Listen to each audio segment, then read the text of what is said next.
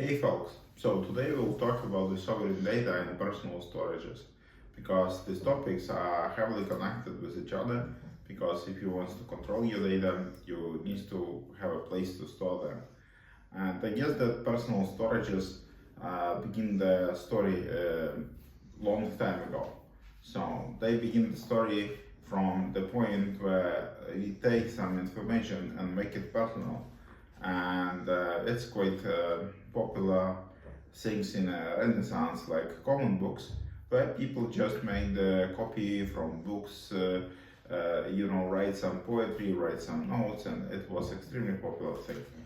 And and we could even go to the caveman times when the guy just makes some picture at his home and so on.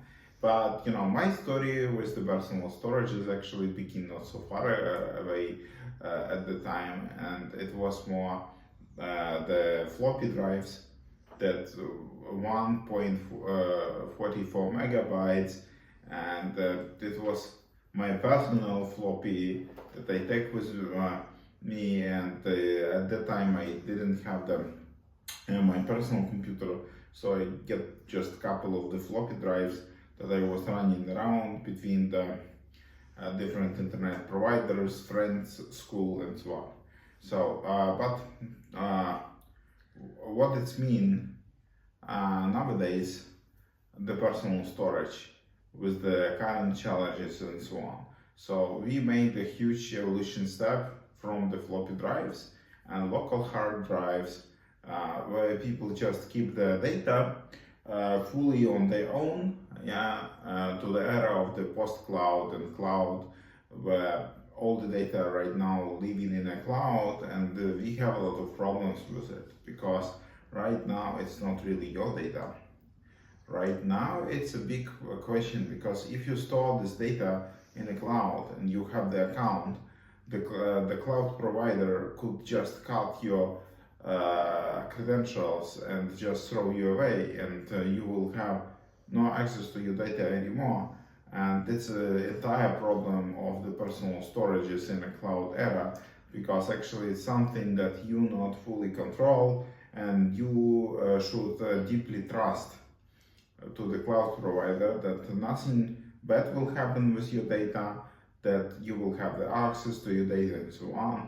So if you have the edge encryption, it's a bit better that you encrypt on your device all your files, and only then store in the cloud. It's a bit better. It's a lot of providers that do it, but usually it's expensive service, and usually such services have some cryptographic key management systems on board, and it's required the extra complexity and technical savvy and heavy users and so on. So we have the problem of the ownership in a data and in a personal storages too, and then we get to the era of the Web3, blockchains and all those things, and user gets some new kind of storage that was called wallet. And if you're talking about the classical crypto wallet, you could watch my videos where I explain that the wallet store nothing, the wallet is empty, and you store all your data in a blockchain. So it's still in a cloud, or not on your machine, it's somewhere in a network, but somehow it's heavily replicated internet computer that everybody could contribute, and all this data, it's not under the control of one concrete organization. But the downside of the blockchain based storages, actually, it's the cost. It's heavily expensive, and it's not designed for the big amount of data and big amount of files. And another problem, that is fully public, so it's open information and it's immutable information. So with the cost of the storage and all other things in the blockchain, we have solution. We have the IPFS that was designed as this interplanetary file system that actually dropped the cost of the file storage heavily, but the IPFS have the problems that it's lose the economic incentives of storing your files. That's why we have the next iteration of the IPFS that Filecoins and so on, that bring the economic intensive and bring some game-based protocols that make this meaningful for all the players in the network.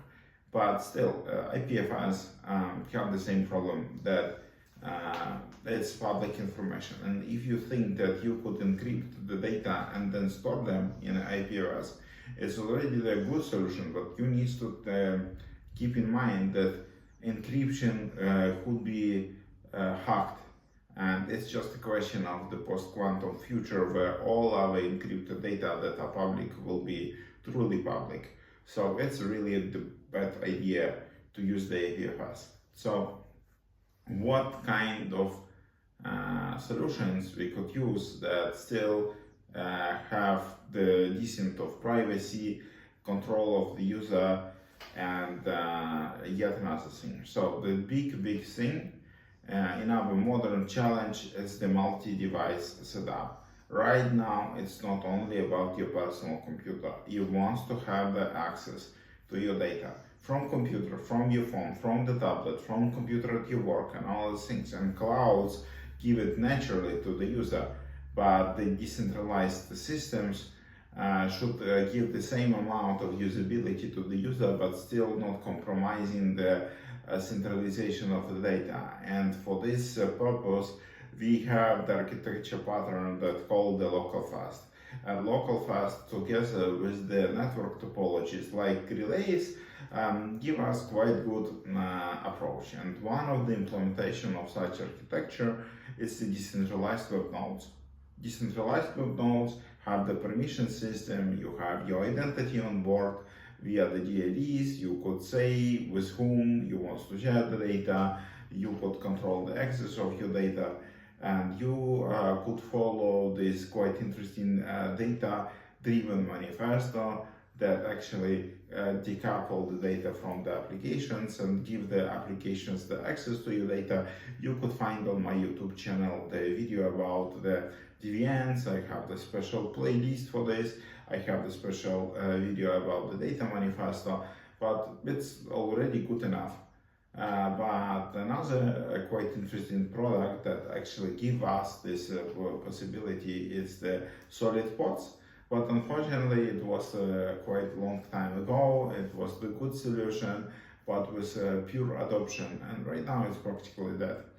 But what the problems of the personal storage actually Debian have that force us to take a look to the different solutions. Debian is super good when you have credential-like storages, when you have the unstructured data that doesn't require the advanced search and queries. If you want to be able to query on some data that are inside of the Debian, you need to build the parallel index that's not always possible to share.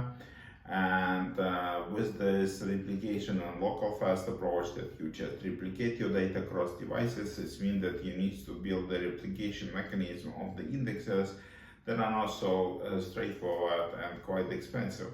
So it means that we're still looking for the personal storage that have ability to run complex indexing and complex queries. And if you're talking about the artificial intelligence agents, it's crucial for the artificial intelligence and modern RAG systems have some graph capabilities, have some vector search capabilities, graph clustering and categorization and all those things. And I would be honest with you, we currently building this kind of systems at MyKing, but we don't have the industry standard for such things. So we a bit pioneering in this area. And I believe that the future of the personal store actually it's the semi-structured data that have ability to run the complex queries that are replicatable across devices, and it's fully encrypted and involve the end-to-end encryption or maybe full homomorphic encryption. And these storages should be really friendly to the artificial intelligence agents, because right now we're not alone in the internet. So you're not alone in the internet, because right now we have our devices, and quite soon we will have our artificial intelligence friends together with us that will help us to make our life a bit easier.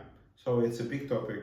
I'm quite keen to talk a bit more about this topic. Subscribe to our channels, follow my Medium blog, and let's stay connected. Cheers.